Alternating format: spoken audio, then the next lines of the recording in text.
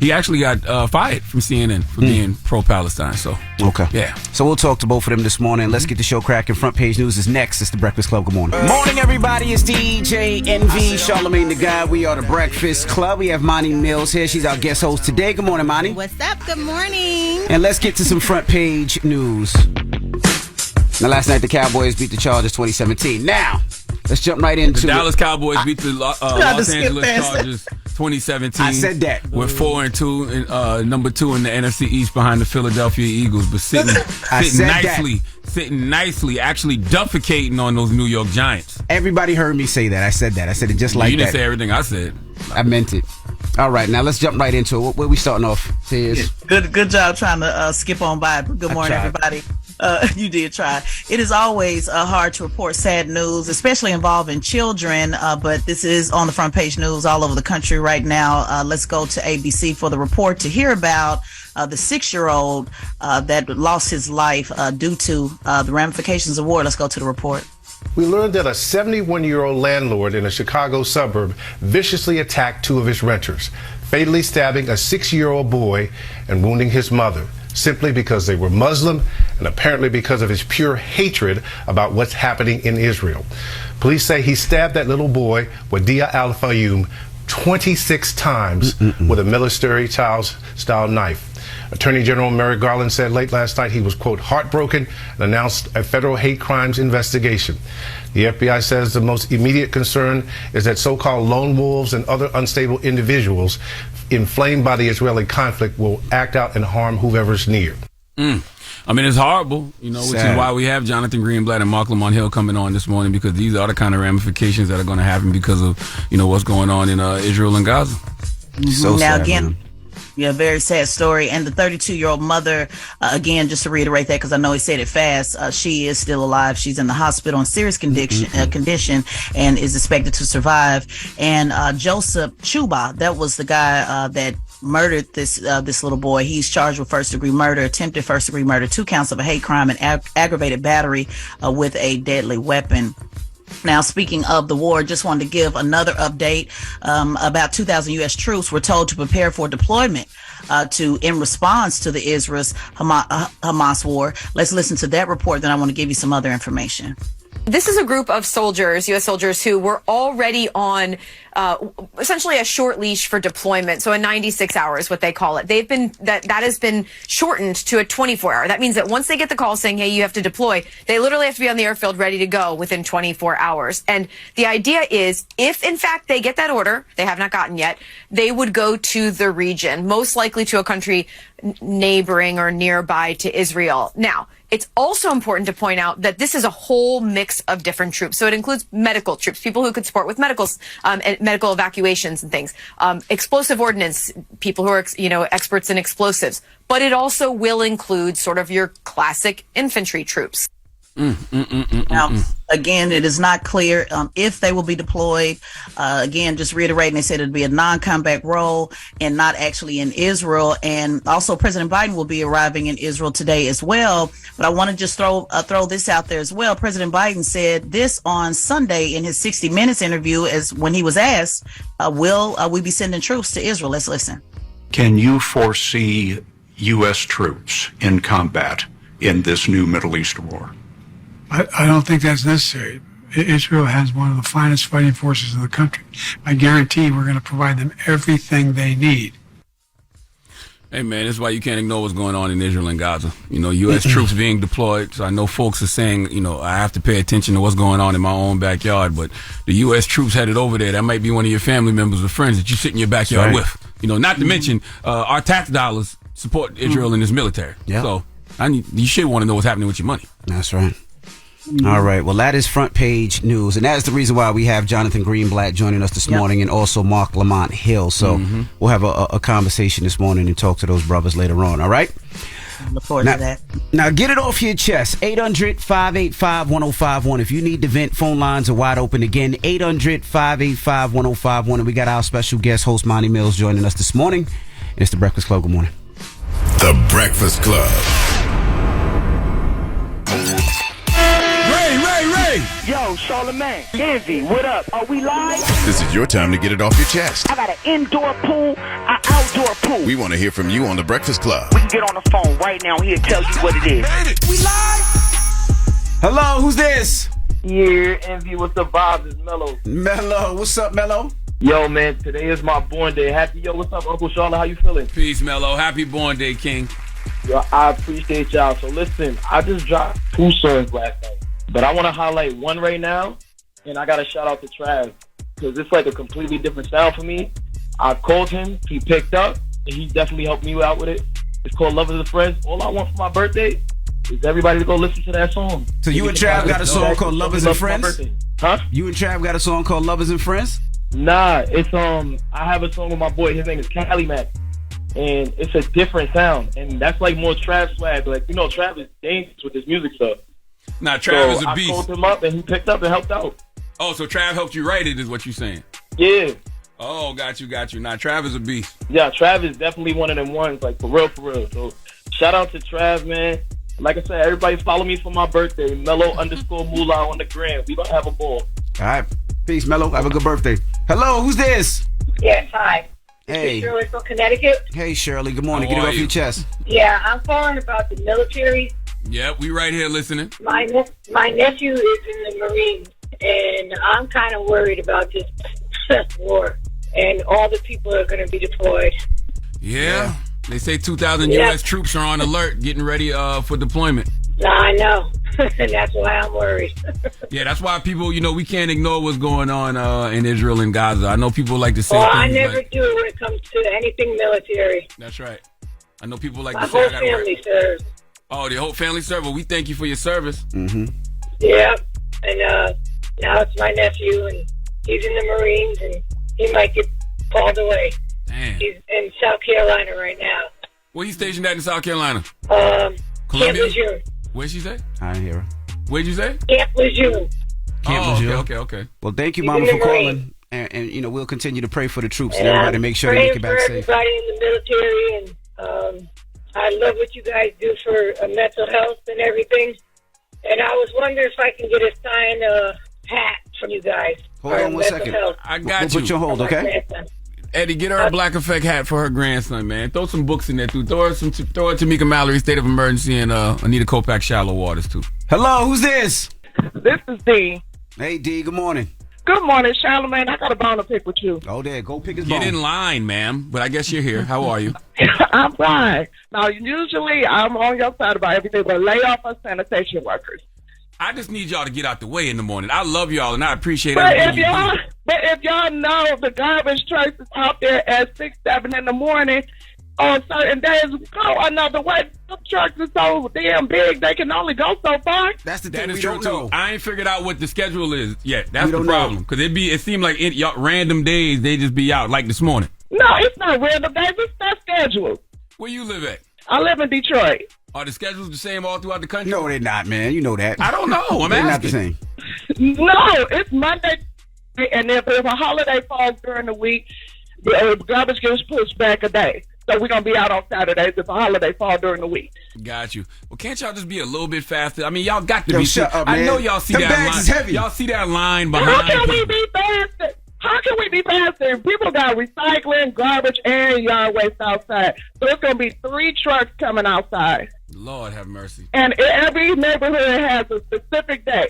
So you've been on there for what? Y'all been on the air, 13 years? 13 I know years. you know your route by now. I don't know, because we moved. Yeah, we moved to a different I never had to location. worry about that when we was down in Tribeca. Over We here, never though, ran into no garbage truck. Them garbage trucks stop in the middle of the street and they just wait. And That's right. There's nothing you can do. You can't even drive around them. I've never been behind a garbage truck that we moved over here this year where we at now.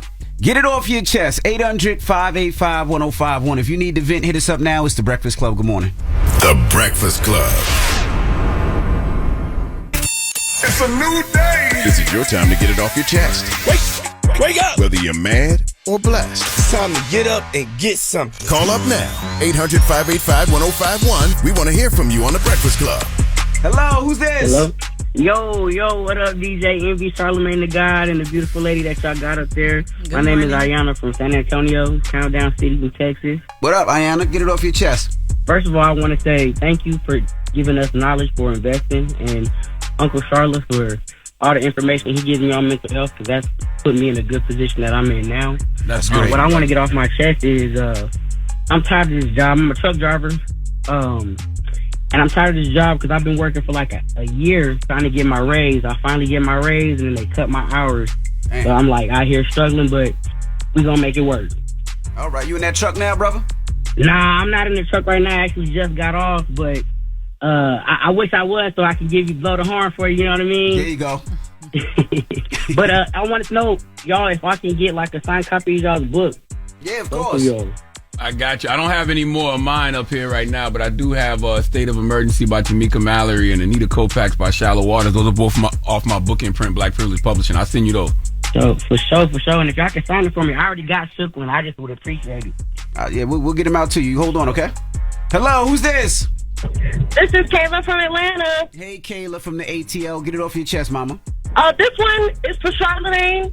I just want to give a huge you to Natalie Nunn for the way she talked about you on her live that day. I've been waiting a minute to talk about this because I didn't like it. She can't compete where she cannot compare. What you have done for your community and for your people is on a whole nother level, and she could never even compare to you, and it really makes me mad. Well, thank you. I'm just happy to be here. Thank you. God is good all the time. Thank you very much. Absolutely. If DJ Envy, don't sweat that they be saying about you. I with you, hard body. All right. Thank you, Kayla. Thank you, Kayla. Y'all have a good one. Appreciate you, Kayla. All righty, Kayla. Gotta love Kayla, right? Get it off your chest. Hello? Hey, what's going on? Good morning, Envy and Charlamagne. What's up? Peace, King. Said you want to discuss Israel and Palestine. Oh, man, dude. So I understand it's a lot going on over there, and I understand Israel is our allies and stuff, but I genuinely believe we Americans should stay out of it. I know that probably sounds crazy, but if you're not seeing it when you walk out into the world, there is a division going on as we speak, especially on social media, and I'm a little nervous about that because it seems like if you don't support one side, you're anti-Semitic. If you support the other side, you might be considered like a homegrown terrorist and whatnot. Yeah, I don't understand why we can't just be pro not wanting to see children get killed or pro not wanting to see innocent civilians get killed. I don't understand why we just can't be that. Yeah. Well, we got Jonathan Greenblatt. He'll be joining us this morning. He's director of the Anti-Defamation League. And also Lamont Hill. Professor Mark Lamont Hill, host of BET News. He's a professor, like Charlamagne said. He's pro-Palestine. And they're both going to be breaking things down from what they know. Knowledge that they both know. Mark has traveled, over there a lot. So has Jonathan. Mark wrote a book called Except for Palestine. Mark got fired from CNN for being pro-Palestine. And, of course, Jonathan Greenblatt is the head of the Anti-Defamation League. So it'll be good to hear both of their perspectives on what's going on. All right. Well, when we come back, we got your rumor report. Thank you for calling 800-585-1051. Now, Monty, we got rumors on the way. What we talking about? Yes. We are talking. Jada's still in the headlines. Her book drops today, though. Mm-hmm. So, we're still talking about what's going on. So that's what we'll be talking about today. More Jada. Okay, we'll get into that next. So don't go anywhere. It's The Breakfast Club on BET. The Breakfast Club.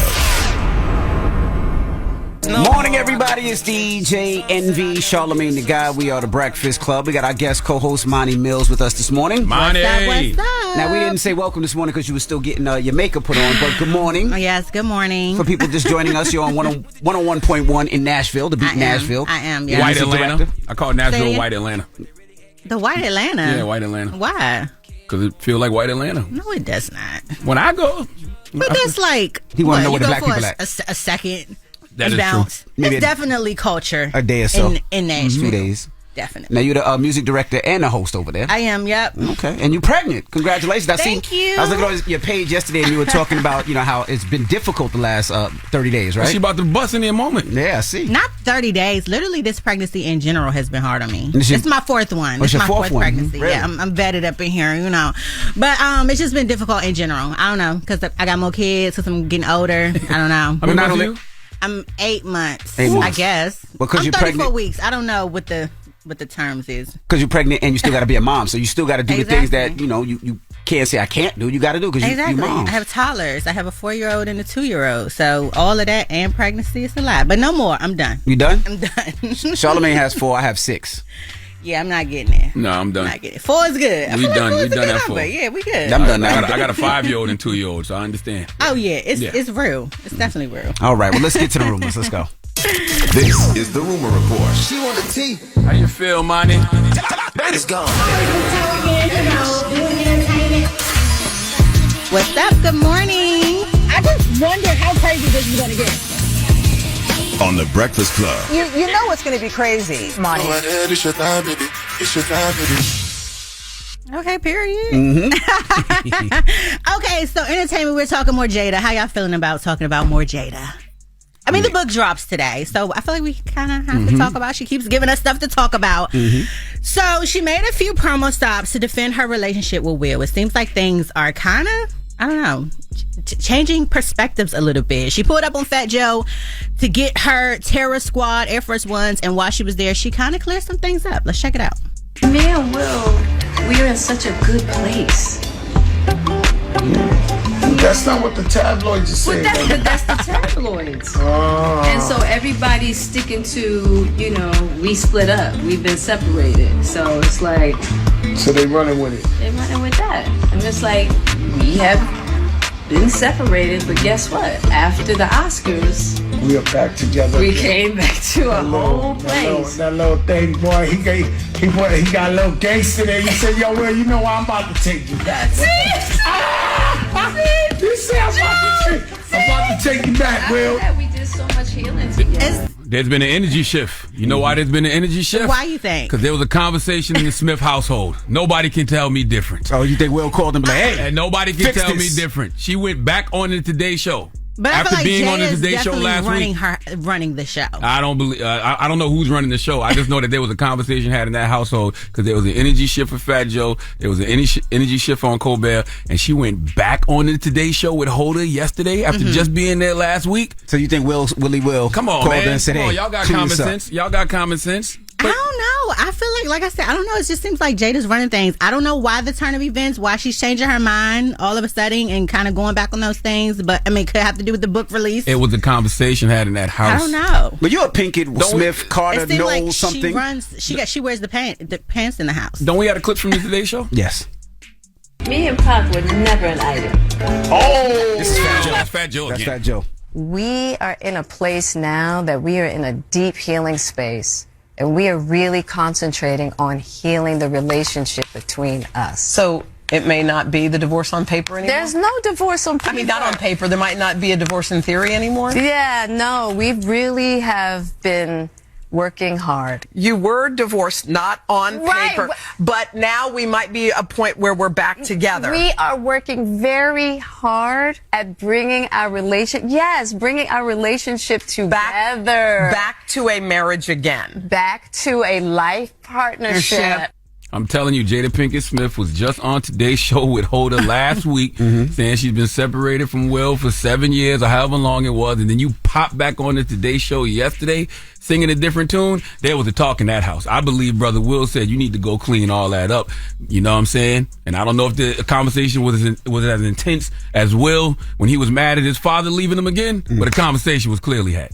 I mean, well, I guess some type of conversation was had to be, but I don't know. Like you said, I mean, like the audio said, they're working on a life partnership, which has us pretty much confused because even with the Oscar slap thing, she was like that she was confused about Will being so upset because he hadn't called her his wife in some time. So now with her saying that they're working on this partnership after the Oscars, I don't know. It doesn't make a lot of sense. There was a conversation had in that house. If Jada had that neuralizer from Men in Black, she would be hitting us all with it right now to make us forget everything she said last week. Well, you know who's tired of all the Jada slander? Her mama, okay? She's tired of everybody coming for her baby, and so she stepped in to defend Jada. But I do want to start out as your mama, right, to clarify some things because I'm a little tired of all the vitriol being thrown your way. I'm sick of it. Right. And I just want to say that, when you guys decided to separate, okay, that was a decision that both of you made. You're both separated. You did not cheat on Will. Right. You're both parties are living their lives, both. Okay, so it's not just you. And I need to make that really clear. And, you know, with big ups to moms on defending her baby because she is getting a lot of backlash right now. Yeah, but stuff like that just makes you want to ask more questions. Well, you know what that sounds like? That sounds like y'all were both living your life. Like, yeah, you did your little thing on the side because y'all was separated, so it was no cheating.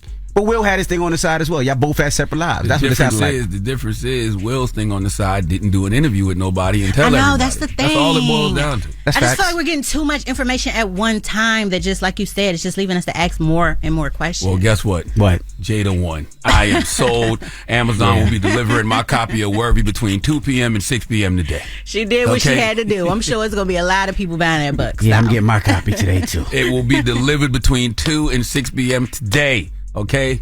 I was in the middle of reading Don Miguel Ruiz's The Shaman's Path to Freedom. I put that to the side to get to work. All right? You won, Jada. You won. The book rollout was incredible. I've never seen a book rollout I like know, this. right? One of the best. One of the best. Ever. Well, I feel like people are still kind of questioning some things. I know Jada was really open about a lot of her in her past, including selling drugs. And so Jim Jones, he questioned, you know, if Jada really sold crack. Oh, boy. My whole thing is, if you sold crack in the 90s, 9 times out of 10, there's still some crackheads in the neighborhood that can vouch that you was selling that butter. I don't know where Jada grew up at, but we need to go check and see.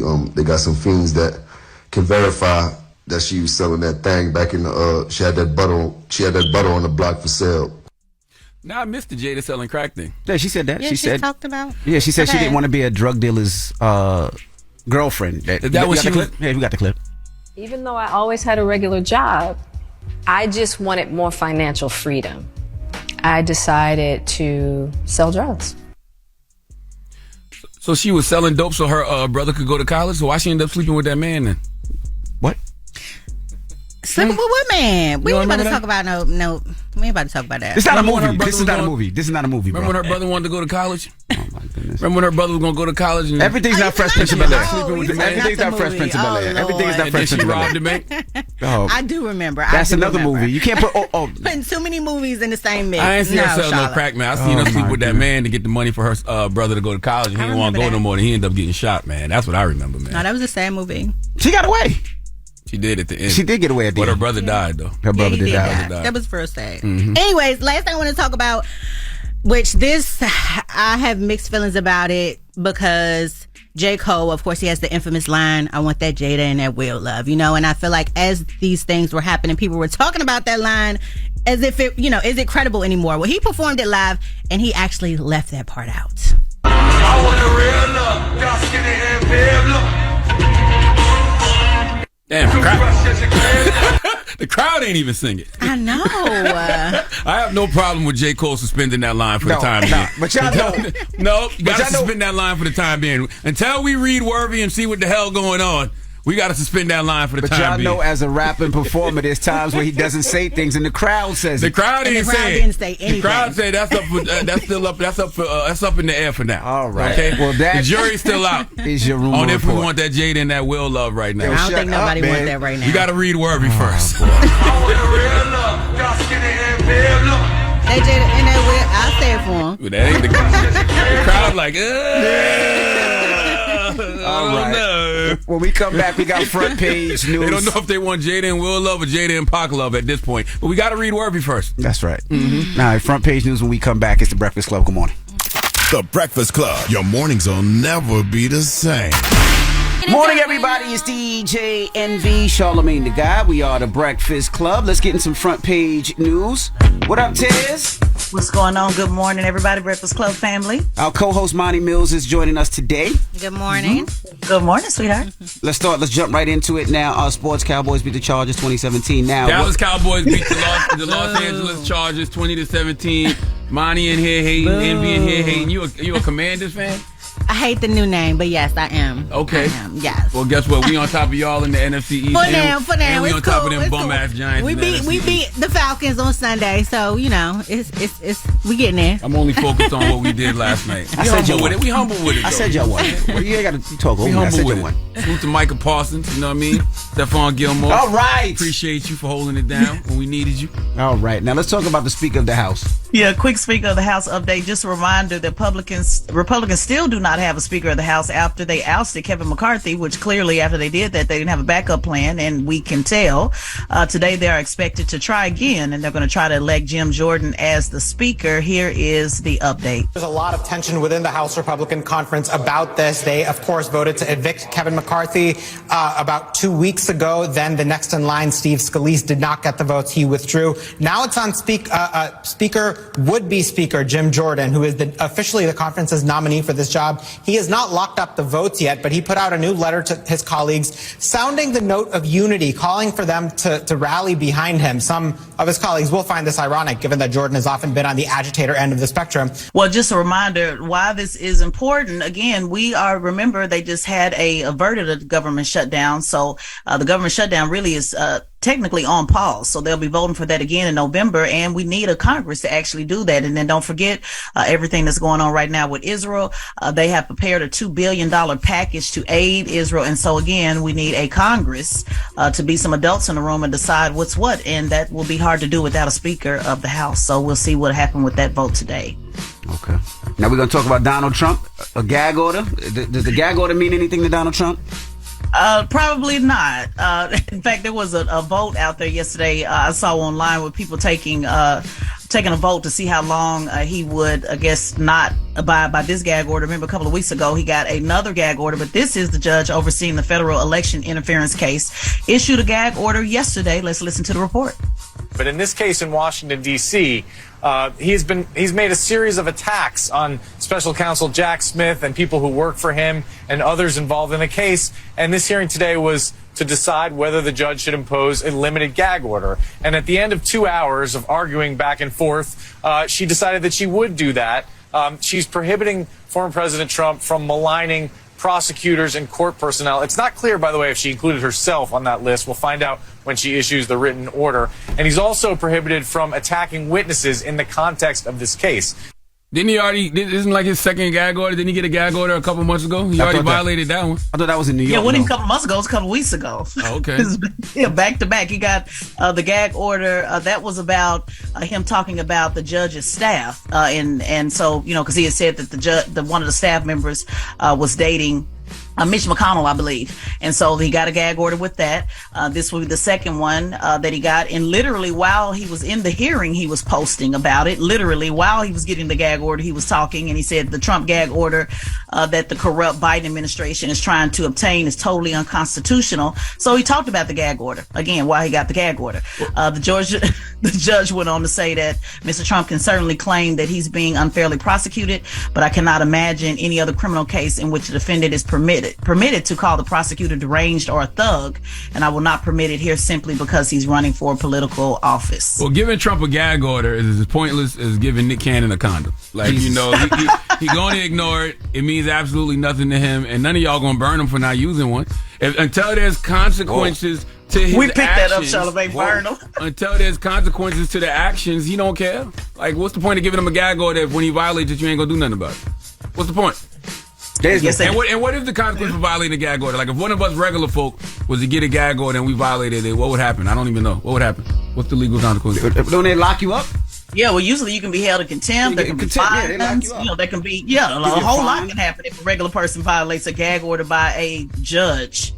So yeah. You take off Trump's wig. Well, they ain't gonna do nothing to him. He gonna do what he wanna do. That's right. Mm-hmm.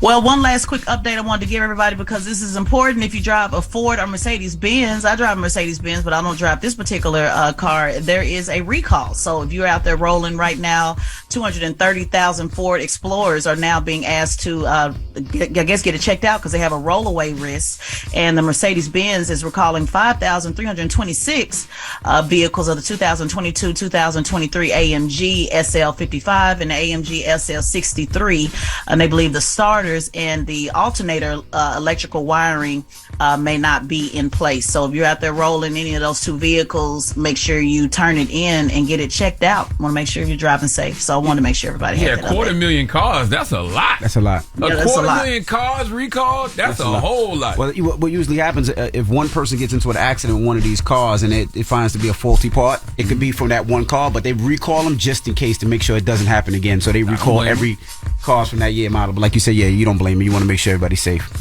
And also, too, back to the Trump thing, I'm looking at it now. It says that if he was to violate the gag order, the judge could give him a stern warning, financial penalties, possible home detention, or even incarceration before trial. Yeah. They not going to do none of that to Trump. Nope. None of it. Nope. None. Nope. I would like to see it, but it ain't going to happen. Not at all. All right. Well, that is front page news. Thank you, Tez. Absolutely. And make sure you follow at Teslin Figaro on all social media platforms at Teslin Figaro and subscribe to the Straight Shot No Chaser podcast hosted by Teslin Figaro on the Black Effect iHeartRadio Podcast Network. All right. Now, when we come back, we're going to have a conversation with Jonathan Greenblatt. He's the director of the Anti-Defamation League. We're going to talk to him about everything that's going on with Israel and Palestine Israel and Gaza. Palestine, that's right. And then next hour, Mark Lamont Hill will be joining us, Professor Mark Lamont Hill, and he'll be breaking it down as well. A lot to discuss, so keep it locked. It's The Breakfast Club on BET. The Breakfast Club. Everybody, it's DJ NV, Charlamagne the Guy. We are The Breakfast Club. We got a special guest in the building. Yes, indeed. The director of the Anti-Defamation League, Jonathan Greenblatt. Welcome back. Good morning, DJ. How you feeling this morning? I'm glad I'm here. I'm glad I'm here. We've definitely got stuff to talk about. Man, what is going on in the world? For people that don't know, don't understand what is going on in Israel and Gaza, what is happening? Look, these are dark days. I would say that this last week has probably been the toughest week of my adult life. So last Friday night, around 1:30 in the morning, I got a call from the head of my Israel office, who lives in a town called Modin. And she said, Jonathan, there are hundreds, maybe thousands of rockets coming into Israel. She said, I don't know exactly what's going on, but you need to know. Something's up. And so then I called my other staff in Israel and was basically up all night trying to figure out what was going on. And then I would say it was around 6 in the morning that we started to get word here of what had actually happened. So it turned out that those rockets that were sent by Hamas into, civilian targets in Israel were sort of a cover or a distraction for what was really happening, which was this terrorist infiltration and the massacres that took place up and down the Gaza border in all of these surrounding towns. And they were brutal. I mean, the stories that are still coming out, more than 1,300 civilians, not just killed, although they were. I mean, it was a slaughter. What he said, the largest number of Jewish people killed in one day since the Holocaust? Since the Holocaust. Jesus. This is, I think, the largest act of terrorism since 9/11. I think it's one of the largest acts of terrorism since the Second World War. And these people weren't just killed. I mean, they were slaughtered. When I say slaughtered, they were raped, they were tortured, babies were burned in their cribs, children were executed in front of their parents, parents were executed in front of their children, elderly people were shot in the head at point-blank range. And they didn't just kill Israeli Jews, Israeli Arabs were killed, Asian people who live and work in Israel. There were videos of Thai people being killed. I saw a video of one man he was bloodied, he'd been brutalized, being beheaded with a shovel. Filipino workers were killed. A lot of people died at this music festival. It was a music festival, a peace festival. And these men came in on like mechanized hang gliders of some sort with automatic weapons and gunned down approximately 260 young people. These are boys and girls and teenagers, shot them in the back. Some of the people who'd come in on land were dressed as Israeli medics. They were in like uniforms, and they were in the parking lot, apparently. They stationed themselves in the parking lot. So these men flew in, and as I understand, the concert goers who filmed it on their phones, because these people were coming in, they thought it was part of the show. It's like a rave. Shot at them, and the people ran, and they ran to the parking lot, and there were medics there who they thought came in to help. And then the medics took out their guns because they were actually these terrorists and killed them all. They burned people alive in their cars. And of course, the people that they didn't kill, that they didn't maim, that they didn't mutilate, they raped a lot of the women before they killed them. There were stories about women who were shot in the legs so they couldn't run and then raped. Some of them were killed, but a number of them and others were then seized and brought into Gaza. And so we know this because we have the footage. This is the thing. We have the footage of all of this because these people gleefully videoed it on their phones. There was a story that I heard about one girl who saw the video of her grandmother being killed because they came into her home. They had the grandmother give them her phone, open her phone.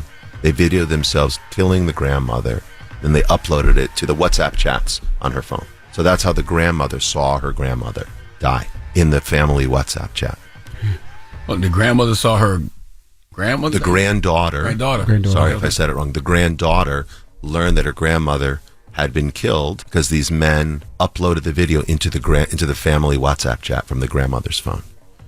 But they've seized a lot of these people and they brought them into Gaza. And again, we have the footage of all of this. We have the footage of the murders. We have the footage of the torture. We have the footage of the beheadings. We have a footage of these people in Gaza. There's a number of videos, you may have seen them. There's one video of a young woman battered and bleeding, forced out of a car, mocked by the crowd, and then lit on fire.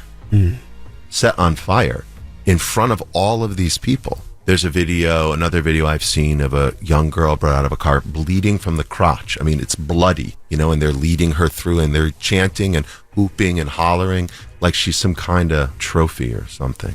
So, I mean, these videos, I can't get them out of my mind. We talk about what happened in Rwanda. We talk about what happened in Cambodia. We talk about what happened in the Holocaust. And these are things over there. And I'm not minimizing them at all. But oftentimes these are incidents for which we don't have the live footage. And it's hard for us to relate to them.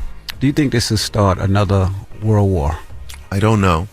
I think America sent that big aircraft carrier over there as a warning to the Iranians. Look, again, Hamas is funded by Iran. The Hamas government, they don't trade with other countries. They don't build industry. 70% of their budget comes from Iran. So again, how does it happen that they are at war with their own people, impoverishing them, at their war with Israel? It's because they don't have any accountability. So America, and so they're a proxy, they're a militia, they're like an extension of the Iranian Revolutionary Guard, their army. Okay, so if Israel goes into Gaza, as they will, is that going to prompt other countries to get involved? I think America moved its aircraft carrier over there as a sign to the Iranians, don't get involved. All right, we got more with Jonathan Greenblatt when we come back, so don't move. It's The Breakfast Club. Good morning. Morning, everybody. It's DJ NV, Charlamagne the Guy. We are The Breakfast Club. We're still kicking it with Jonathan Greenblatt. He's the director of the Anti-Defamation League, and we're talking Israel, Palestine, Gaza this morning. When the world sees a terrorist group, we usually go and try to find or get that terrorist group. Right. How come that hasn't been the same for this case, or has it been? It's a really good question, NP. So, yeah, Hamas is a foreign terrorist organization designated by the U.S. State Department and other governments. And yet, I would say that the Israelis don't assassinate, kidnap, arrest Hamas figures around the world. They don't do that. Maybe they should. They don't. Because they usually do that for other quote-unquote terrorist groups. So the United States has, the United Kingdom has, for sure. The Israelis don't do that. Maybe they should. I mean, yeah, the Hamas, that wall, the terrible wall that's built in much of the West Bank, it's a terrible thing. It's a terrible thing. The Israelis built it after Hamas did a wave of suicide bombings. If you remember this, they had people strap themselves with explosives and go into cafes and dance clubs and go on public buses, and thousands of Israelis were killed in the 90s. And that's why they did that. Sorry, it was the early 2000s, not the 90s. But no, actually, I'm wrong. It was the mid-90s, and it was in response to the Oslo Accords. It was in response to the push for a two-state solution. Hamas doesn't want a two-state solution. They don't. They say it. They have demonstrated it. And again, when you butcher children, when you behead babies, clearly you have reached a point where you do not think the other side are people. You do not think that Israelis, whether they call us Israelis or Zionists or Jews, it's all the same. You don't think they're people. You think they're animals. You think they're less than animals. We don't burn animals alive. We don't behead animals. We don't rape animals. We don't do that. And I think you can clearly see through their actions that they regard Jews as subhuman. And, I think it's also hard for us, and it's probably hard for your audience. Look, it's the year 2023. Yeah, why is this still happening? Yeah. We got electric cars, artificial intelligence. We've cracked the genome code. we're trying to address climate change. I mean, you don't expect that there are people out there who are so brainwashed and are so suffused with hate. But, I wrote this book. I was on your show talking about my book, It Could Happen Here. And the point of the book, It Could Happen Here, was what happens when hate goes to the unthinkable and how can we stop it? And the whole point of the book was when you use this hateful rhetoric, when you demonize people, when you dehumanize them, it creates the conditions in which genocide can happen. And so it's why we got to stop it, why we speak out against hate when we see it. Anti-Semitism, anti-black racism, anti-Hispanic xenophobia, you speak out against it. Because if you don't speak out against hateful comments, it can, sort of like evolve or can move up the chain from comments to actions to systemic policies to violence to genocide. And when I wrote that 2 years ago, it was certainly based on things like the Holocaust. It was based on things like Rwanda. It was based on what I thought the world had learned. And yet here we are, literally sifting through the rubble and counting the bodies, trying to identify the victims in a way which suggests we haven't learned the lessons at all. What would you say to people who say that, because you said you've criticized Israel's government before? Sure have. And MSNBC, I saw something yesterday that said Israel's far-right government fueled tensions with Hamas. What would you say about that? Hamas wrote their charter in 1987. 1987. Last year, the Israeli government was a coalition. It's a coalition government. They had Jews and Muslims in the government. They had gay and straight and conservative and liberal. This government is certainly more conservative, more right-wing than that one. But the fact of the matter is Hamas didn't change their charter when there were, Palestinian Arabs in the Israeli government. So I don't think it matters who's in the Israeli government. Bibi Netanyahu and the government... I mean, think about to Hamas? I don't think so. Yeah, I can see that. So I do think Hamas going to do what they do regardless. Hamas is going to do what they do regardless. Gotcha. Hamas's charter hasn't changed. So it's certainly true that, I have been someone who's been pushing the Israeli government for years to negotiate with the Palestinian Authority, to try to find ways, try to explore, try to use their kind of political and moral imagination to find ways to bridge gaps. Because again, I meant what I said before about two-state solution. But when I see no public demonstrations in the Arab capitals, when I see no words from the Palestinian leadership, when I see them in fact celebrating and hooting and hollering and giving out candies, it feels like they don't want a two-state solution. They want a final solution. And the final solution is the term that Hitler used to describe what he wanted for Europe, which was to exterminate all the Jews. And what we saw happen this weekend in Israel was an extermination of the Jews. And so for Jewish people like me, who lived just 2 generations from genocide, this isn't, a book. This isn't some abstraction. This is reality. You think the U.S. is doing enough? No. So I would like right now to make sure if Hamas is a foreign terrorist organization, like you were asking, Envy, we shouldn't allow people to provide supplies or support for Hamas. We should pressure Qatar, where these people are living, all the leadership, to extradite those people to Israel so they can stand trial for their crimes. We have a big military base in Qatar. They're quote unquote an ally. There are also Hamas leadership in Turkey. We should pressure our allies in Turkey to have those people stand trial. We should make sure that there's not a single cent from anywhere and that goes to Hamas coffers. And finally, Iran. We need to be a lot tougher on Iran, because Iran, if you cut off Iran and you cut off the flow of money, it would force Hamas to realize they have to work with their neighbors, and can't try to mutilate and murder them. So I think I'd like to see our country do more to quell the flow of money and arms and ideas from Iran to Hamas. Some of the big conversations with celebrities not mentioning it. I wanted to know what your thought about it when they mentioned Drake or they mentioned DJ Khaled, Khaled is Palestinian and Drake is Jewish as well. So when you see celebrities not talking about it, how do you feel about it? I feel sad.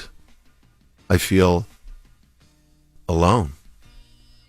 Celebrities didn't hesitate to say Black Lives Matter, and they should. Just so we're clear, after the death of George Floyd, of course they should. And, celebrities ran to talk about and influencers and people like, I don't know exactly what Drake or DJ Khaled said. They didn't say anything. People were saying they never do though. But they would. Yeah, so I don't want to pick on them in particular. Just celebrities in total, because their names came up recently. It's hard. I mean, as a Jewish person, look, I've stood for Black Lives Matter. I fought to stop Asian hate. We launched the Asian American Foundation, for goodness sakes. I co-chaired the 60th anniversary of the March on Washington with Reverend Al a few weeks ago. And I've proudly stood and will continue to with the NAA and the Urban League and LDF and all these groups. These are my friends and their cause is just, and I'm not going to stop. But like the movement for Black Lives, the talk that justifies the genocide of Jews, that says Zionism is racism, anti-Zionism isn't just anti-Semitism. I used to say that. I used to say anti-Zionism is anti-Semitism because dehumanizing Jews, right? Or saying, I love the Jewish people. It's just a Jewish state that's illegitimate and needs to be destroyed. So I've said for years, anti-Zionism is anti-Semitism. All right. Well, there you have it. The director of the Anti-Defamation League, Jonathan Greenblatt. It's the Breakfast Club. Good morning. Morning, everybody. It's DJ NV, Charlamagne the Guy. We are the Breakfast Club. We have Monty Mills joining us today. That's right. She's from the beat in Nashville. But see, I don't like just categorizing just Nashville. So I'm from D.C., so I got to shout out my D.C. people. I lived in South Carolina. That's kind of where I built my brand for like 8 years. So shout out to the Met. And then, now I'm in Nashville. 803. Yep. Let's salute to Monty Mills. And, salute to Jonathan Greenblatt. He runs the ADL, the Anti-Defamation League. We just had him up here. Yep. And clearly, he's pro-Israel, right? That's right. And so next hour, Mark Lamont Hill will be here. Professor Mark Lamont Hill. Lamont Hill. And Mark wrote a book called Except for Palestine. He's pro-Palestine. He's pro-Palestine. So, we're going to hear from Mark Lamont Hill next hour. That's right. And I see the phone lines are lighting up. I wish we could take some phone calls. I want our people to. Yeah. Just to see what the folks are saying. Yeah. I feel like, this is a great conversation to be having. The reason it's a great conversation to be having, because whether you like it or not, your tax dollars are funding Israel's military. Yeah, not only that, they just talked about deploying soldiers over there. 2,000 U.S. troops. 2,000 soldiers over there. So absolutely, definitely want to know. And there's so much going on, and the reason we wanted to do that, so that way you can hear from both sides and try to understand what's going on, because I'm confused just like anybody else. You can't say you're worrying about things that are going on in your own backyard, because the reality is you might have a friend that's being deployed that you sit in your backyard with. And like I said before, U.S. tax dollars have supported Israel and its military for 75 years, so you should know where your money going. And I don't know about y'all, but I had to pay taxes yesterday. So being that I had to pay taxes yesterday, I need to know where my money going. Because yesterday was something serious. All right? All right? All praise is due to God, though. And it's good to have those conversations. What you looking at me like that for? Nah, because I had to pay my taxes yesterday, too. Yeah, because yesterday was the tax deadline. If you had an extension. Oh. Yeah. And you waited till the last minute. I ain't wait till the last minute. I was doing my financial advisor. Yeah, that's what me too. I definitely got the call. It was like, yeah, you need to pay this today. I said, well, pay it. It is what it is. You can't not pay it. So, I need to know where my tax dollars are going. So being that the U.S. tax dollars have supported Israel and its military for 75 years, I need to know what's going on over there. So Mark Lamont Hill will be here next hour. That's right. Saying all that to say that. Yes. And we got rumors on the way, Monty. What we talking about? Yes. Okay, so Drake has hit a huge milestone with Michael Jackson, so we'll be talking about that. All right, we'll get to that next, so don't move. It's the Breakfast Club. Good morning. Morning, everybody. It's DJ NV, Charlamagne the Guy. We are the Breakfast Club. We got our guest co-host, Monty Mills, with us. What's up? And let's get right to the rumors. This is the Rumor Report. How you feel, Monty? You got an intro. Let's go. What's up? Good morning. I'm bedded up in here, Oh, yeah, it's real. I just wonder how crazy this is going to get. On the Breakfast Club. You know it's going to be crazy, Monty. It's your time, baby. It's your time, baby. You ain't had your headphones up? No, it wasn't on. Oh, your headphones wasn't on? No. Oh, okay. You didn't hear the intro, nothing? Me, okay. I thought you heard the intro. I didn't know you can hear. Okay, all right. I'm sorry. Appreciate the intro. I heard it. Okay, let's get to the Rumor Report. There's been a lot of Drake slander in this studio. Where's your Charlamagne, where's your... My Palo Santo? Yeah, we need that. I don't have no slander for Drake this morning. Okay, anyways, we have some good news about Drake, however. He has tied Michael Jackson. Well, I don't know. I guess it might not be good news for everybody, but Drake has tied Michael Jackson on the Billboard charts, his record first-person shooter Anybody familiar? Oh, absolutely. That's the one with J. Cole, right? Mm-hmm. Yeah, I love it. Anyways, that song charted number 1 on the Billboard Hot 100, officially tying him to Michael Jackson's record for the male act with the most number 1 records on the Billboard chart history. So they're at number 13. Okay. Well, they have 13 number 1s on the Billboard Hot 100. Him and Michael Jackson. We're dropping the clues bombs for Drake. That's dope. Drake will beat that, though, but congrats to Drake. Yeah, he will. I actually saw him say that he beat it already, but for some reason they didn't count Sicko Mode. Sicko Mode was number 1, but they didn't count it for some reason. Wow. Interesting. Yeah, it's not. I don't see it on this list here. So I'm not sure. How are you feeling about, though, him tying with Michael Jackson, but times changing? When Michael Jackson, of course, you had to go out, you had a battle record. Yeah, I mean, is it fair? Times change. I mean, he's still gonna beat the record. Drake is still a phenomenal artist. You can't take that away from Drake. Yeah, yeah. I know the first thing people say is Drake isn't no Michael Jackson, and the reality is he's not. But Drake is Drake, and this is still an incredible feat. It is, because if it wasn't, someone else would have done it already. Yeah. Nobody's done it. So he did it. So salute to Drake, and he got Cole his first number 1. And one of our producers, Brandon, he said earlier, he said Drake only got that number 1 because of Cole. I will push back and say that's not true, because Drake got 7 of the top 10 records on Billboard right now, and this is Cole's first number 1. Cole's done a lot of features and a lot of his own songs and never had a number 1.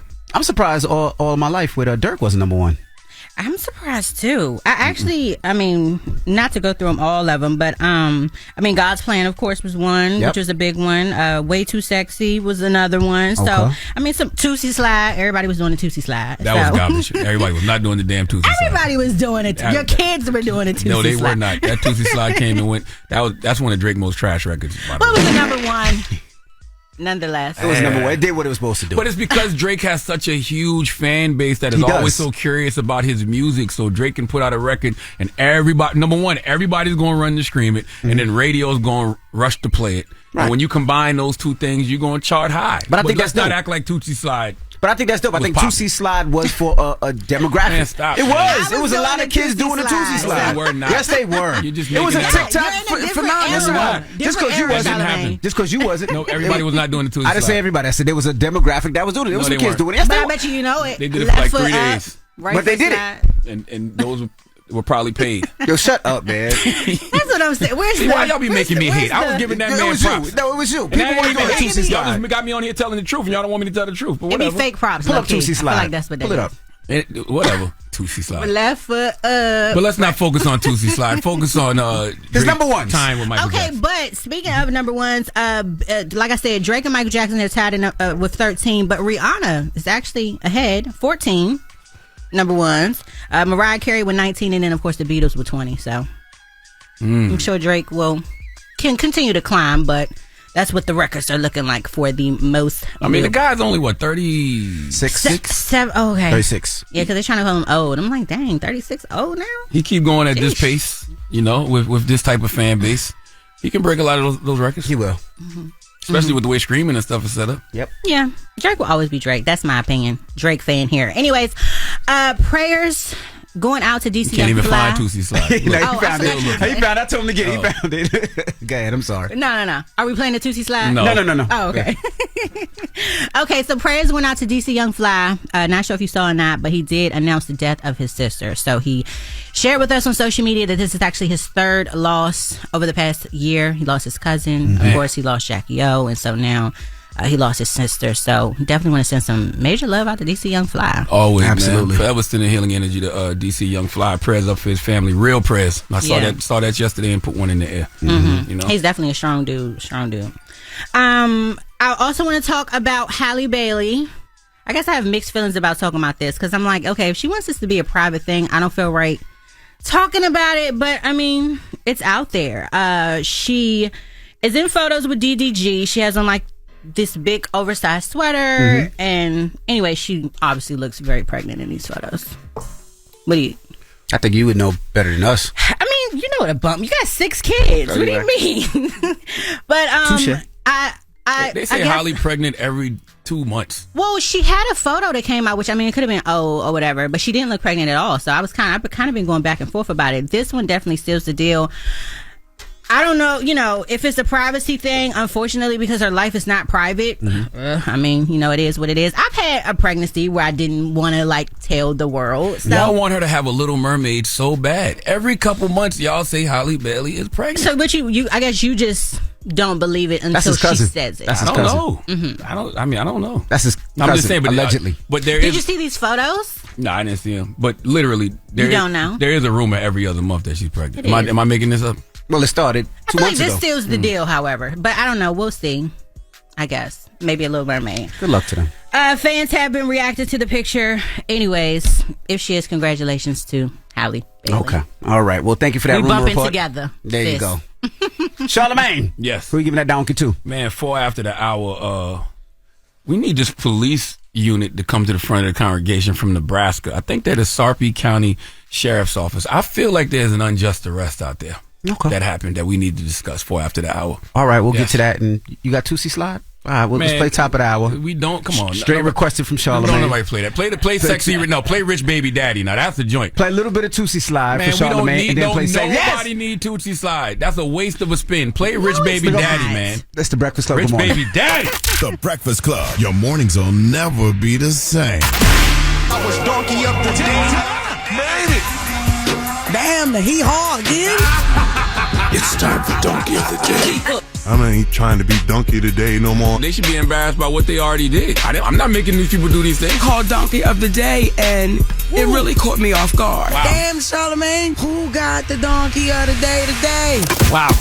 Well, just hilarious. Donkey of the Day for Tuesday, October 17th goes to police officers in Nebraska. I think it's the Sarpy County Sheriff's Office. Today is the 17th, right? Yes, it is. Now, an unjust arrest happened.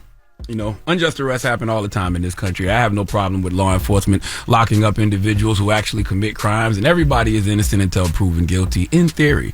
But this arrest is simply not right, man. There's a 41-year-old man named Ryan Smith who was arrested for burglary, criminal trespassing, and tampering with physical evidence. Serious charges. Okay, nothing to play with at all, but I don't think he should have had the charges in the first place. See, Ryan works at a funeral home named Mid-America First Call, and that company removes, transports, embalms, and cremates bodies. He's responsible for transporting dead bodies to and fro, back and forth, and last week, he decided to have sex with a sex doll. I know what y'all thought I was going to say. You thought I was going to say he was giving the stiffy to a stiff. You thought I was going to say he out here cutting corpse coochie, giving that D to the dead. No, he wasn't doing that. What had happened was he was having sex with a life-size sex doll that belonged to a dead man that he was transporting. Now, according to WOWT Nebraska, Ryan and a colleague went to go collect the body of a dead man who died a natural death. That man owned a life-size sex doll that caught the eye of Ryan. Like, Ryan walked in the house, he's going to get the dead body, but he saw the sex doll, and he's like, ooh. Now, Ryan must have been thinking about this life-size sex doll all day long because he allegedly called the property manager of the apartment complex and claimed the Sarpy County Sheriff's Office was sending him back to the unit to collect the sex doll so it could be swabbed for a biopsy, which the property manager found bizarre. So, of course, he denied him the request. Well, that didn't stop Ryan. No, that didn't stop old Ryan. Ryan went back to help himself. He went back into the dead man's apartment. Now, I have a question. Is it trespassing if the person's dead? See everybody in this room thinking about this one. Yes, it is. Huh? Yes, Is it trespassing if the person lived by himself and he's dead? And he got no family? And you know he's dead. And he ain't got no longer family? there. Is that trespassing? He ain't got no family. Think about this for a second. No. Well, yes, if he has family. There's no family. It was just him. Then no. Because there's nobody to file charges. That's all I'm saying. Right? So it's not trespassing. That's all I'm saying. So Ryan went back to this apartment because he knew that the tenant was no longer with us. All right? So I just want y'all to think about this. Is it trespassing if the person is dead? You think so, Monty? So who is he trespassing against? Because he ain't got no family, that's no what kids. I'm You know what I'm saying? There's nobody there, but it's still not his Whose place is it? to go. Who's this? Who's this? Not his. That's all I'm saying. I know for a fact the person ain't dead because I put him in a little freezer early. Yeah. That's all I'm saying. Continue the story. This is getting good. Now, Ryan got busted by the property manager because the property manager heard noises coming from inside the apartment. Not noises. This was the noises coming from the apartment. We got surveillance everywhere. Breakfast Club can get all kind of audio and video. He going hard, too. Now, the apartment was dead bolted and locked with a chain, but then Ryan walked out with his clothing disheveled, buckling up his pants, and he warned the manager he would return with a warrant for the doll. No. Yes. He fell in love. That's what I'm saying. How good is this rubber poom poom? Ryan went in there. He probably didn't even wash it out either. That dead man been skeeting in that plastic doll for who knows how long. And Ryan just went back to the house and ran up in the rubber raw. And it was so good that when he got caught by the property manager, he told the property manager, I'm coming back with a warrant to get that. All right, I will not be denied. God damn. Now the property manager called the police because he thought Ryan would come back, break in, and steal property. Investigators arrived and noticed that several items inside the unit had been moved since the death investigation earlier that day. And now officers are planning to request DNA samples from the doll. And Ryan was fired from his job at the funeral home. You know what? I'm calling an audible. I gotta call an audible on this one. The police did their job. All right, round of applause to the police. Okay? All right. I didn't read this whole story. Ryan is getting donkier today because Ryan, you could have just took a picture of the doll. Okay, you could have got the model number, the serial number, the brand name, whatever it was. You could have went and bought your own sex doll. You know how sometimes, you look at a woman and that's a once in a lifetime woman. You like, damn, I'll never see a woman like that ever again. This isn't the case. Well, maybe is it expensive? Are they expensive? He got a job. He got a job. Yeah, he do got a job. He got a job. He works at a funeral home. You could have went and bought your own doll. Not only did you lose your job and put plastic over your paper, do you know how nasty it is to be putting your Penix Jr. into a sex doll that somebody else has already filled with their gentleman's relish? Ugh. Please let Remy Ma give Ryan Smith the biggest hee-haw. Hee-haw, hee-haw. You stupid motherfucker. Are you dumb? Nah. No, what? But you said when he walked in, you said he looked at the doll, and the doll looked back at him. So you can't buy another doll. That's a connection that they had. Yeah, you That's stupid. what he thought. If it's one thing we learned this year, you stupid. Really justifying this. Like, He's what? stupid. He's stupid, man. I'm joking. That's all. He's stupid. That's little Riri over. That's what I call him, little Riri. That's little Riri over. That's my brother Riri, man. Mama don't let me walk him to the playground by herself. I gotta hold his hand. Yeah, I mean that is a little off. Yeah. Justifying the connection between us. If I let his hand go, he gonna go run in the highway and start playing with the cars coming. You know what I mean? Yeah, that's all. Pray. That's we all. gotta pray. That's all. I pray. That's what we pray for. We pray for little Riri. Make sure you got his helmet on too. That's my little. I am little joking. Riri. Hold my hand. I gotta go to the bathroom. I'm gonna take you. I'm gonna take you. Put your helmet on. I'll take you to the bathroom. I don't want you to hurt yourself on the way to the bathroom. Oh my goodness. No, that's very bizarre. Ryan is wild for that. Wild boy. Yeah. Wild boy. He definitely could have bought another one. You want to play a game? I want to play a game. Well, tell BET peace and then we play a game. BET, I'll see y'all later. Peace, BET. All right, let's play a game of Guess What Race He Is? Ryan Smith, 41 years old, works at a funeral home, was transporting a dead body, but a sex doll caught his eye, so he went back to have sex with the sex doll. Oh, and he's from Nebraska. Manny, guess what race he is? Oh my God. Dang. I gotta guess what race he is? Lord. Okay, I'm gonna just. I help you. Spanish. Spanish? Why Spanish? I just didn't want to say white. Everybody's thinking. Wow, Monty. Okay, Monty will I'm see the sorry, suspect guys. and know he was white. I see the suspect and I know he's white, but no, he was Spanish. Okay? Jesus Christ. Ask me. DJ Envy.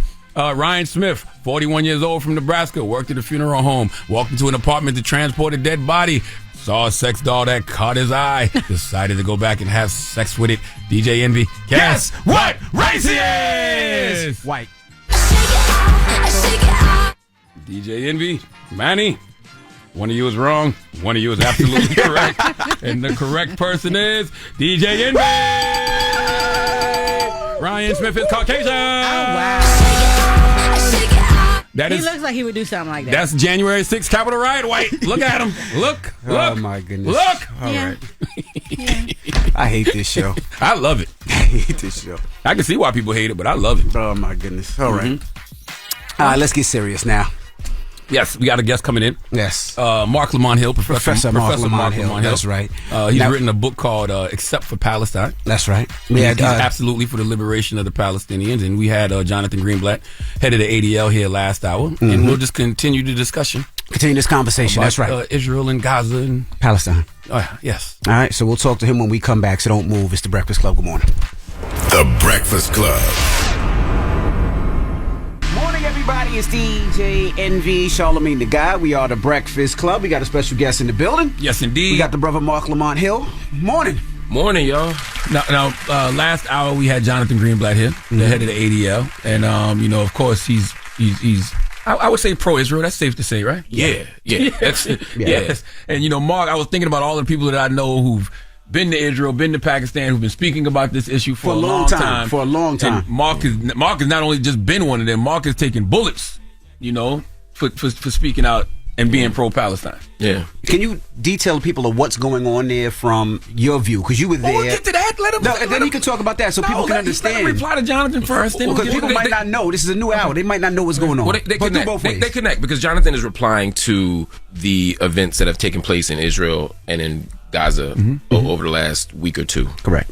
I think where he and I agree 100% is that this is an awful and unprecedented tragedy.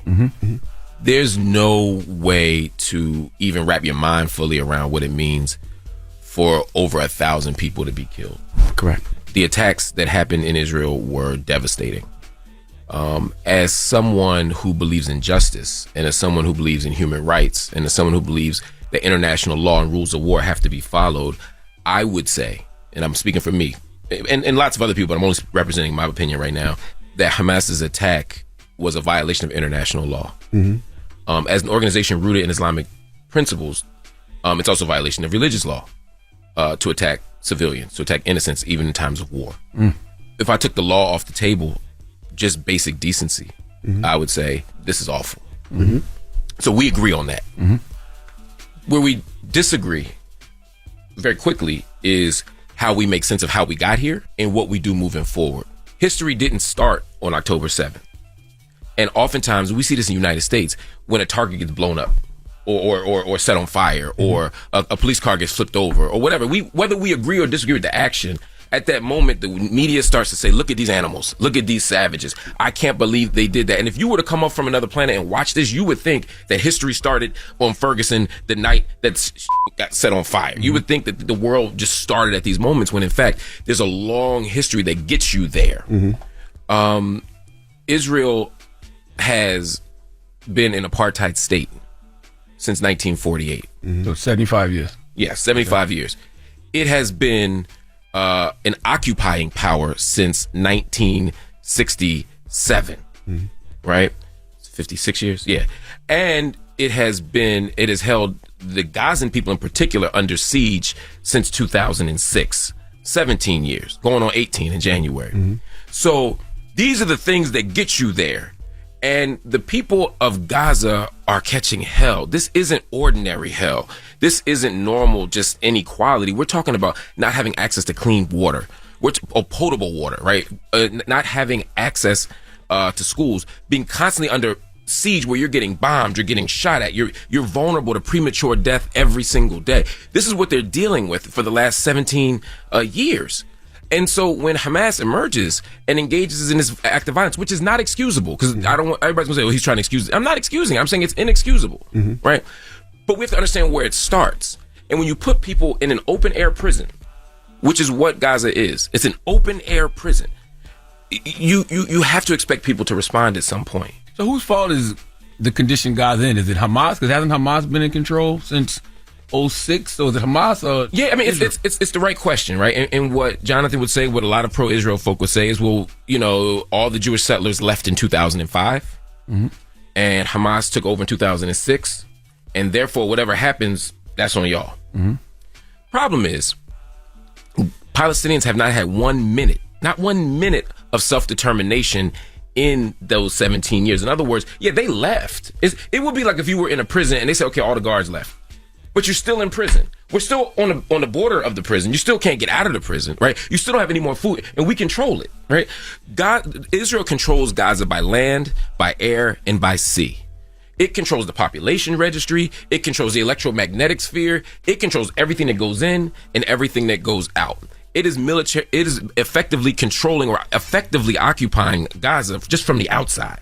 And so, no, they haven't had an opportunity for self-determination. They haven't had an opportunity to build. They are under occupation in a different way, but the same as the people in the West Bank. And so it is a very, very, very different situation.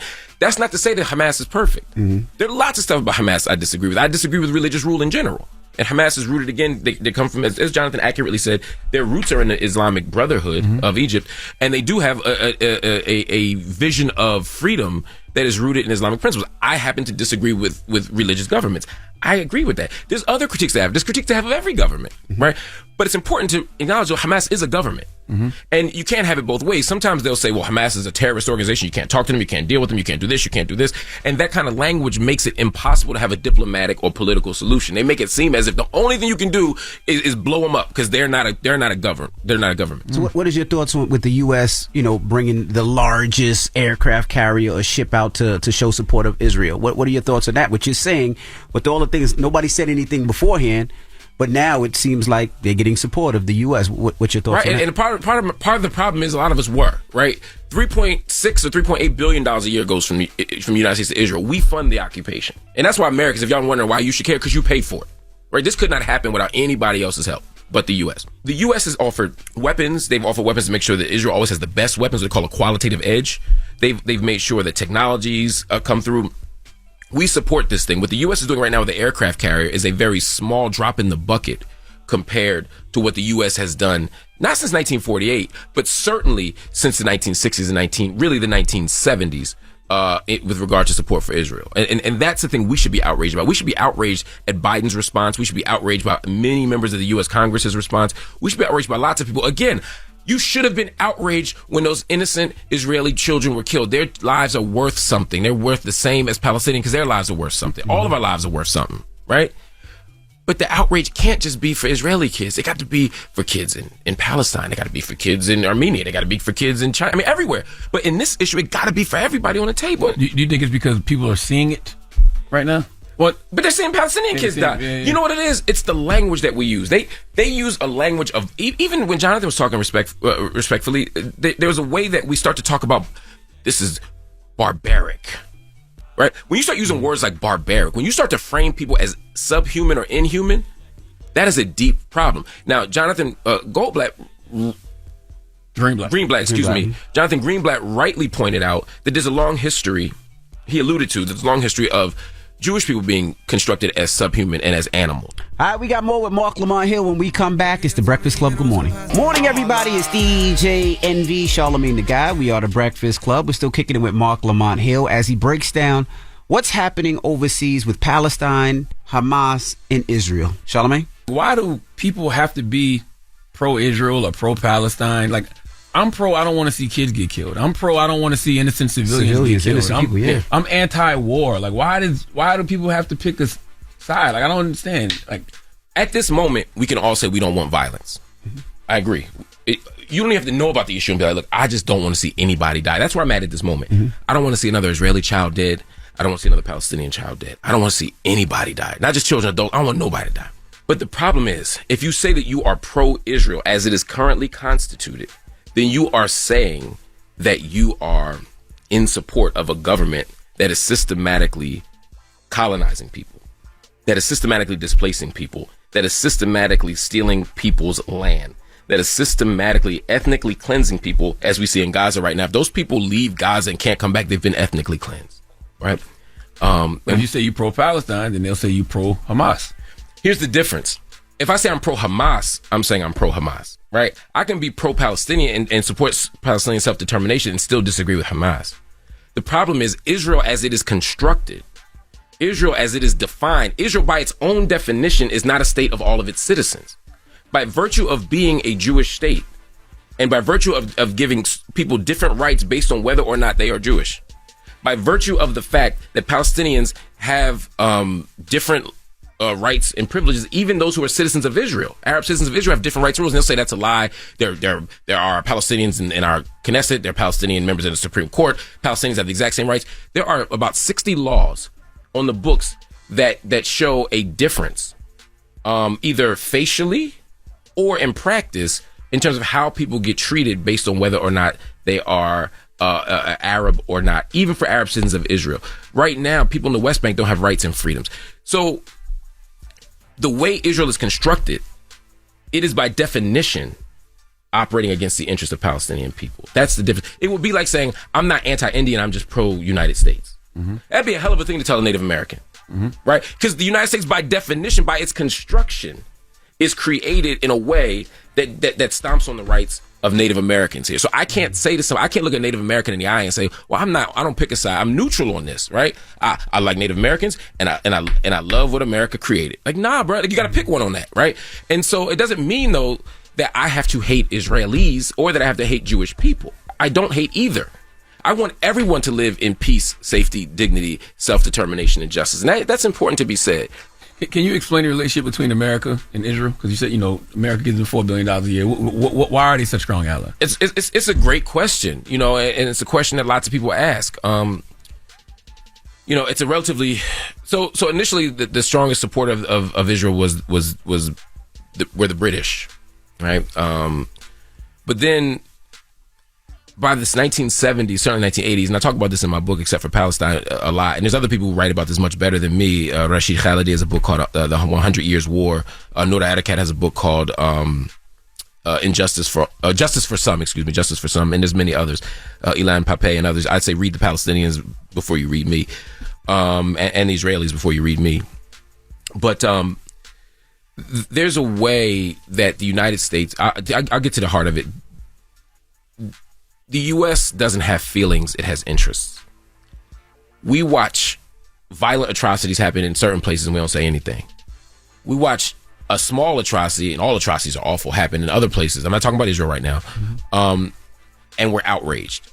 Our outrage meter doesn't link to doesn't directly correspond to what people did. It corresponds to what we need, right? There's certain places where we're like, we got to go there and liberate the women. Right, but right now we're best friends with Saudi Arabia, which has a gross human rights record, particularly against women. And you talk about beheadings. Look at Saudi Arabia, right? They killed a journalist, Jamal Khashoggi, 5 years ago. We're on the anniversary of that. So we're selective. Israel operates as the United States' strategic outpost. So there's a friendly relationship between U.S. and Israel, but it also serves the U.S.'s military interests because the U.S. wants a stake in the Middle East just like everybody wants a stake in the Middle East. And now you have the opportunity to have a nation that's not brown. Let me be clear. Israel it still has a majority of Mizrahi Jews there. I'm not suggesting that Israel is not a brown country and that Israel doesn't have brown Jews. The majority are Mizrahim at this point. But my point is that Israel at its founding isn't an Arab country. And so being able to be an Arab territory and to have a non-Arab country that's your strategic outpost makes a lot of military sense. It makes a lot of economic sense for the United States. And of course, for Israel, the United States serves a great purpose. It gives them military backing. It gives them money. Now, there's a long history of the United States and the UK not wanting Jewish people here. So part of it was also animated by anti-Semitism. Is that it was almost as if they said, look, we'll allow Israel to exist because we don't want Jewish people here. So if you look at U.S. immigration law through the 20th century, they didn't want Jews here. They didn't want Irish people here. They didn't want Russians here. We were already here. They had no choice, but they didn't want any of us here. And so part of why it was easy for the UK to give, or for the British to give Israel to the Zionist movement was because they didn't want Jews in Britain because of anti-Semitism, and the Americans didn't want them either. So part of at the beginning was we don't want them here anyway, and now they've served strategic interests. Again, that's anti-Semitic. It's deeply problematic, but that's part of the origin story of why we got into these political relationships that we got into. We have Vlad up here, and Vlad was I hate that guy. Go ahead. Jesus Christ, I didn't want that reaction. All right, well. Did he have his badge on? All right, look. Wow. I know what he said. I watch his show every day. It was about Callan and Drake. I know what he said. It's the one time I agree. I actually hated to agree with him. Really? Oh, you agree? That they should say something? Yeah. Hell yeah, they should say something. Really?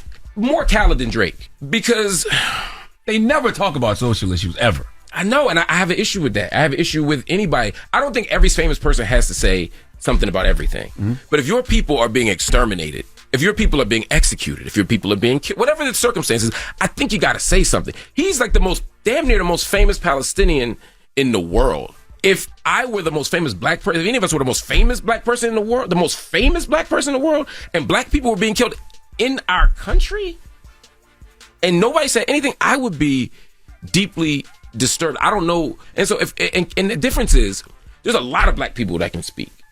There are a lot of people who are Jewish who can speak.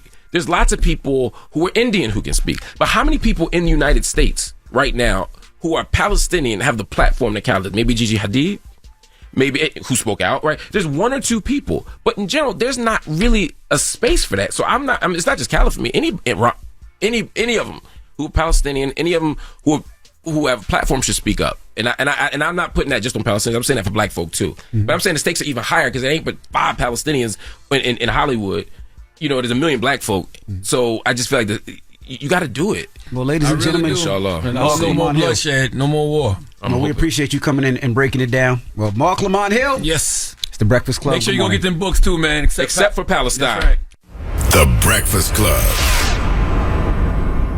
Morning, everybody. It's DJ Envy, Charlamagne the Guy. We are the Breakfast Club. Monty Mills is here, our guest co-host. You good, Monty? Yes, I'm good. I'm hanging in there, man. All right, let's get to the rumors. This is the Rumor Report. She want the tea. How you feel, Monty?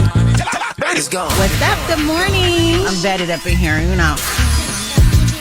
Oh, yeah, it's real. I just wonder how crazy this is going to get.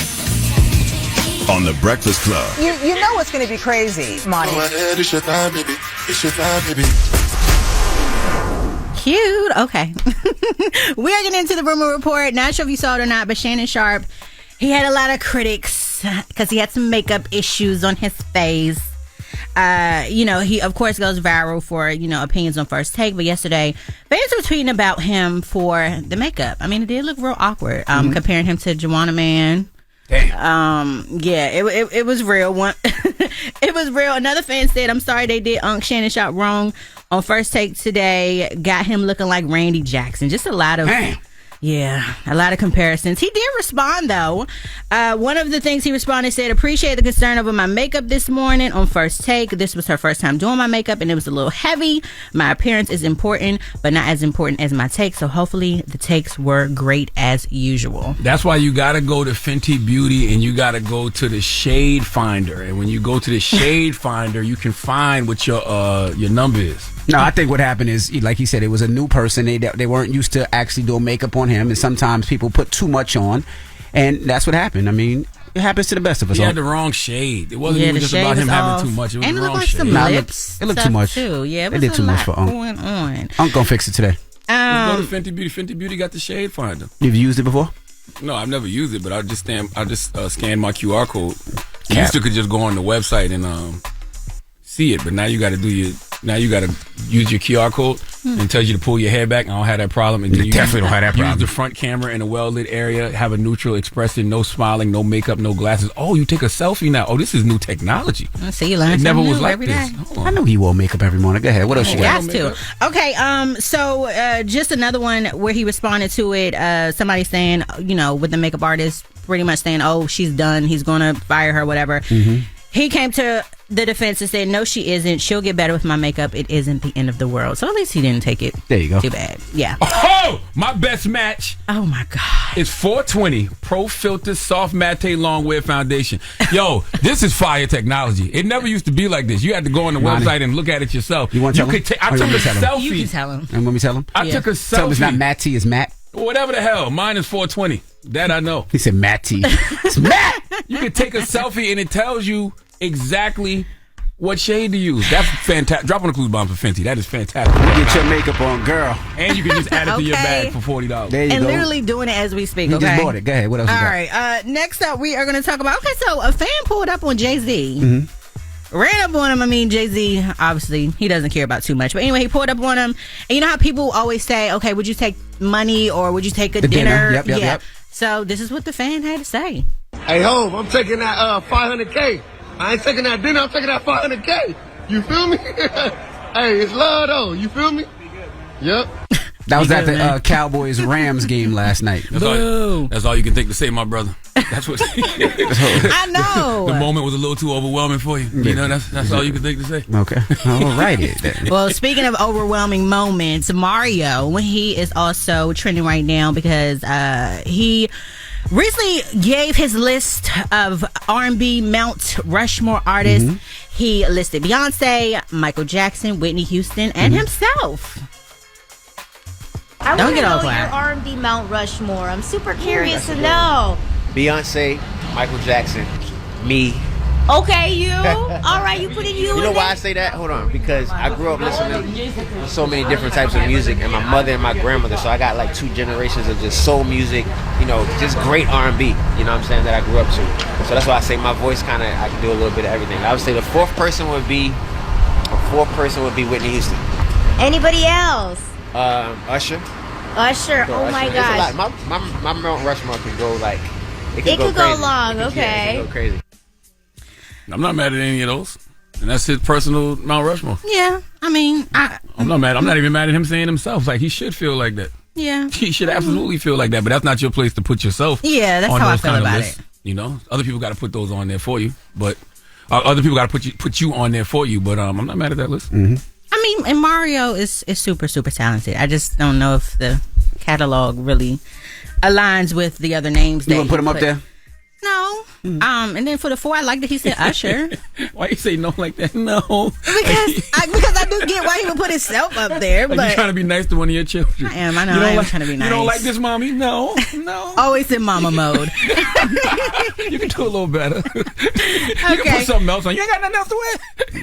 And so the last thing I want to talk about is Funny Marco.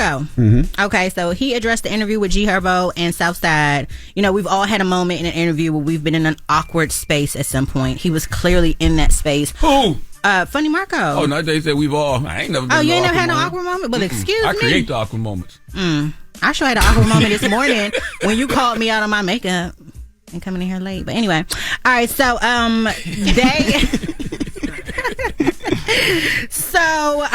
like I said, he interviewed G Herbo Southside. His interviews, of course, they're known to be sarcastic, you know, a lot of dry humor. But fans are sharing that they think that G Herbo and Southside went a little too far with their jokes. They were disrespectful to Funny Marco, and this is kind of a clip from that. If you guys became the Undertaker, who'd be Undertaker? I would be Undertaker, he'd be Kane. He'd be Undertaker, I'll be Kane. What makes him Undertaker? He Undertaker, I gotta be Kane. What the else I'm gonna be? If he Undertaker, who else I'm gonna be, dumbass? Idiot, ain't they brothers? Yeah, brothers, bro. Like the okay, so if he Undertaker, I'm Kane, kid. You could be the referee. No, you the referee. Stupid. Referees do be tripping. You get that hat from, bro. That's what I want to know. I got this from Target. Nowhere, found it. Target? Let me see this stupid ass hat. That dumbass on, dude.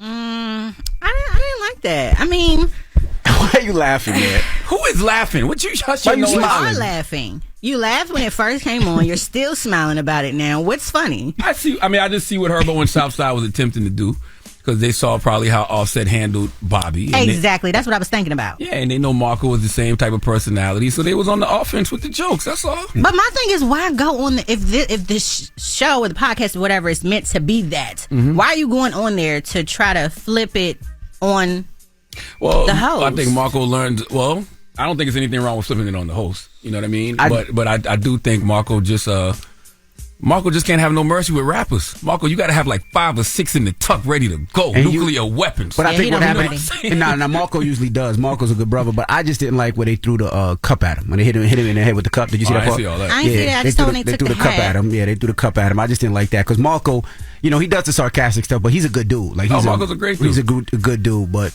it is what it is. And there's certain things Marco got to be prepared for. Like Marco, you know they coming with the face jokes. You know what I'm saying? Yeah. You know they're going to make jokes but I about feel like even the stupid and all that. Yeah. I just feel like it was extra. I don't think Marco cared about that. And they called Marco ugly. Yeah, they did. And Charlamagne too. What's the advice for me? I'm dealing with some right now. What kind of you dealing with? Let us know. You know, listen. The first thing I would. No, let's see what you gotta say. No, wait, skin care. You need to do that. Oh no, I'm getting that taken care of. Right. Me and Charlamagne right now. You who? Charlamagne. Both of y'all ugly as y'all gotta do that together. Yeah, he ugly as Yeah, and look, you need that though. I would not take being called ugly from Southside. That same them dense. He did. Mediocre. Yeah, this at the top of his head too. He had that same. But he ain't got it. If you went ball right now, how would you look? That's how I know. Charlamagne got it funny. If you went ball right now, how would you look? Damn. I'm just have some clippers so we can cut your hair off and see how you look bald. How you feel about being called ugly?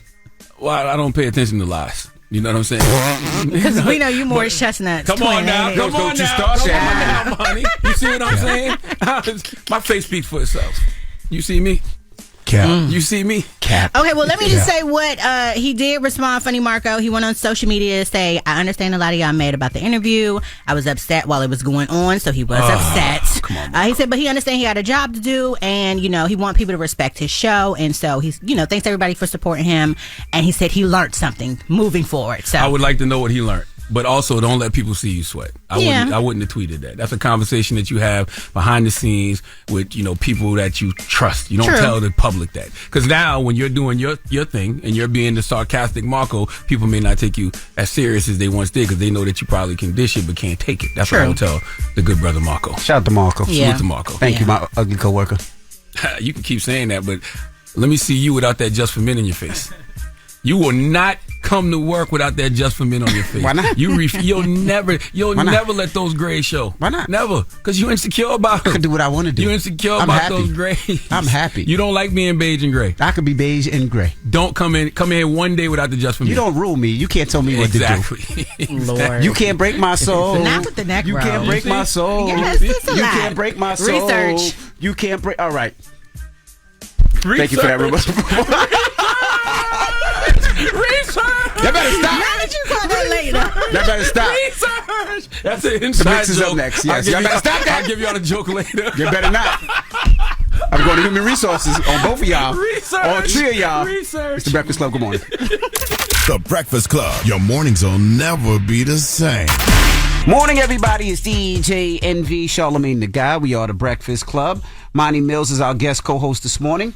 And this morning we had Jonathan Greenblatt, director of the Anti-Defamation League, and also Professor Mark Lamont Hill on the show talking about everything that's going on in Palestine and Israel. And a lot of people call, so we're going to take some of your calls. So let's go right to the voicemail. My name is Joe. I am from North Carolina. And I was just calling to say I appreciate you guys for having both sides of the Israel and Palestine conflict. But I would like to see you guys actually fact check some of the information that they say. With Mr. Jonathan Greenblatt, he did make a statement about babies being beheaded, and that has already been debunked. So if you guys can just make sure you fact check some of this information, just so, you know, because a lot of people in our community use you guys as a source for information. So I appreciate you guys. Thank you. My name is Terrence, and I'm from Cincinnati, Ohio. And I feel America been helping Israel commit genocide on the Gaza Strip for 12 years. Yeah, my name is Rush. I'm from Florida. And my thoughts on this matter are aligned with what you guys are saying right now. I have not heard anybody up to now put it more correctly than what you're saying. What you're saying needs to be shouted. It needs to be screamed. Most of the people in this country don't understand what the reasoning behind all of our support is. And, you know, unfortunately, everyone's been brainwashed. And it's a crazy situation that we're in. And absolutely, Hamas should not be supported, not be, you know, thanked for what they did, because it's disgusting. But the Palestinian people should not suffer. They've been suffering all these years, and it's disgusting to think all of a sudden now the U.S. is throwing all the support behind them and labeling them all as under this one umbrella of terrorists. And you know, the world doesn't know any better. I've been crying for days about this. It's just disgusting. All right, well, that was just some of the calls taken off the voicemail. Now, when we come back, we got the positive note, so don't move. It's the Breakfast Club. Good morning. Morning, everybody. It's DJ NV, Charlamagne the Guy. We are the Breakfast Club. Again, shout out to Jonathan Greenblatt and Professor Mark Lamont Hill for stopping by. And if you missed any of our interviews, the rumors, the donkey of the day, you can definitely check it out on the free iHeartRadio app. You can download it right now and search the Breakfast Club. Now, people have been searching the app, and they've been talking about Bloomberg's Hot Pursuit. It's a podcast that's all about cars. They have the latest drive reviews and dealership details from Auto Insiders. All right, so shout out to Matt Miller and Hannah Elliott. All right. Yes, and also make sure you check out the Black Effect Podcast Network. You know, that's my podcast network in conjunction with iHeartMedia, man. The 85 South Show, All the Smoke, Carefully Reckless by Jess Hilarious, just to name a few podcasts that we have over there on the Black Effect. It's all free on the iHeartRadio app right now. Monty has a podcast, right? I do have a podcast. Tell us about it. So I got the Money Mills podcast. Okay, that's why I just talking. I'm a mom of almost 4. So I was talking motherhood, relationships, black culture. So yeah, that's what's going on the free iHeartRadio app as well. All right. Well, Charlamagne, you got a positive note? I do, man, and it's all about boundaries. And the positive note is simple. It is necessary and even vital to set standards for your life and the people you allow in it. Breakfast Club, bitches! Y'all finished or y'all done?